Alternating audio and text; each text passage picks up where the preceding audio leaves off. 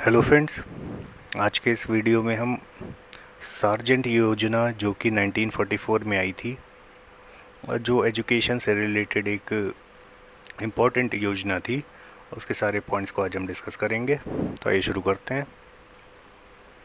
देखिए, हमने पिछले वीडियो में देखा हुआ है कि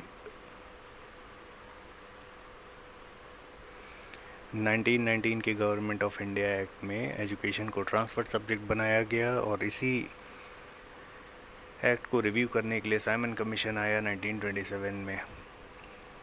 उसने अपनी रिपोर्ट दी 1928 में और फिर उसने एजुकेशन को के रिफॉर्म्स की काम को हैंड ओवर कर दिया एक नई बनाई हुई कमेटी को, जिसमें हार्टॉग कमेटी हम बोले थे।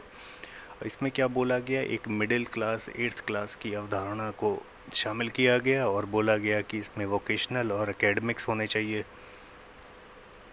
फिर बाद में 1937 में वर्धा प्लान आता है, जो कि वर्ल्ड वॉर 2 के चलते इम्प्लीमेंट नहीं हो पाया, जिसमें बेसिकली हमारे गांधी जी की विचारधारा को दिखाया गया था। फिर देखिए 1944 आते आते जो उस टाइम के हमारे सेंट्रल एडवाइजरी एजुकेशनल बोर्ड, अब देखिए सेंट्रल एडवाइजरी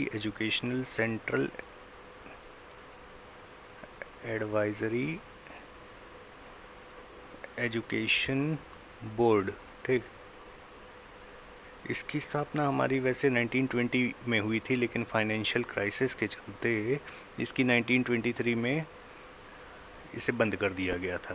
और फिर देखिए गवर्नमेंट ऑफ इंडिया एक्ट 1935 के आने के बाद इसे रिवाइव किया गया और फिर 1944 में इसी सेंट्रल एडवाइजरी एजुकेशन बोर्ड के जो एजुकेशन एडवाइज़र थे उस टाइम में भारत के, जो जॉन सर्जेंट, इनको इस प्लान का हेड बनाया गया और इन्होंने कुछ रिकमेंडेशंस दी। और उनकी रिकमेंडेशंस देखिए ये थी कि 3 से 6 साल तक के बच्चों को प्री प्राइमरी एजुकेशन देनी चाहिए, 6 से 11 साल तक के बच्चों को एलिमेंट्री एजुकेशन देनी चाहिए और 11 से 17 साल के बच्चों को आगे की एजुकेशन देनी चाहिए, ठीक। देखिए प्री प्राइमरी की एजुकेशन की मीन्स अवधारणा पहली बार हमारे इसी आयोग के थ्रू आई, ठीक। सर्जेंट प्लान का एक इम्पॉर्टेंट पॉइंट ये है कि 6 से 11 साल तक के बच्चों को एलिमेंट्री, जिसे एजुकेशन बोला गया कि कैटेगरी में रखा गया, इसे कंपलसरी और फ्री एजुकेशन बोला गया। तो कहा गया कि इसे कंपलसरी और फ्री होना चाहिए सरकार की तरफ से। अब देखिए, जैसा कि हार्टॉग कमेटी ने बोला था कि 8th क्लास मिडिल क्लास में डिवीज़न हो जाने चाहिए वोकेशनल और एकेडमिक्स में, उसी तरीके से देखिए सर्जेंट प्लान ने बोला कि 6ठी क्लास से लेके जो 12th क्लास था, ठीक, 12th क्लास की जो 12th क्लास का जो लॉजिक था उसको इसने ख़त्म करके इसे ये 10th क्लास कहना चाह रहा था, ठीक। अब ये कह रहा था कि 6 से 10th क्लास को हम हाई स्कूल कहेंगे और इसी हाई स्कूल को हम वोकेशनल और एकेडमिक्स में 2 पार्ट में तोड़ देंगे।